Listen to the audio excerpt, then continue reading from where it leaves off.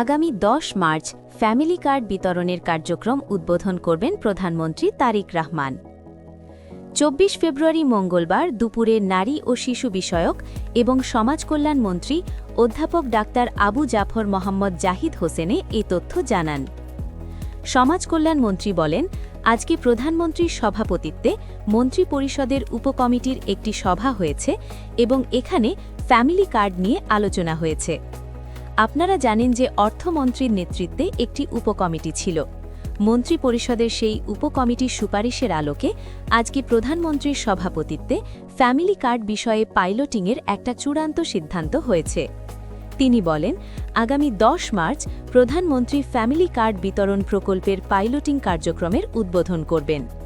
এই কার্যক্রমের জন্য আমরা এই মুহূর্তে বাংলাদেশের বিভিন্ন বিভাগের 14টি উপজেলাকে নির্ধারণ করেছি। এই 14টি উপজেলার প্রতিটি থেকে একটি করে ইউনিয়নের একটি ওয়ার্ডে সর্বজনীনভাবে ফ্যামিলি কার্ড বিতরণ করা হবে। ইনশাআল্লাহ 10 মার্চ একযোগে এই 14টি উপজেলায় কার্যক্রমটি শুরু হবে। এই প্রক্রিয়াটি একটি চলমান প্রক্রিয়া এবং পর্যায়ক্রমে তা সারা বাংলাদেশে ছড়িয়ে দেওয়া হবে। মন্ত্রী বলেন, ফ্যামিলি কার্ডের মাধ্যমে একটা সময়ে বাংলাদেশের যারা হতদরিদ্র, দরিদ্র এবং নিম্নবিত্ত এই 3 শ্রেণীর সুবিধাভোগী আমাদের যে মা আছেন তারাই এটার সুবিধা পাবেন। তিনি বলেন, নারীর ক্ষমতায়ন ও তাদের অর্থনৈতিকভাবে স্বাবলম্বী করে তোলাই আমাদের লক্ষ্য। একজন নারী স্বাবলম্বী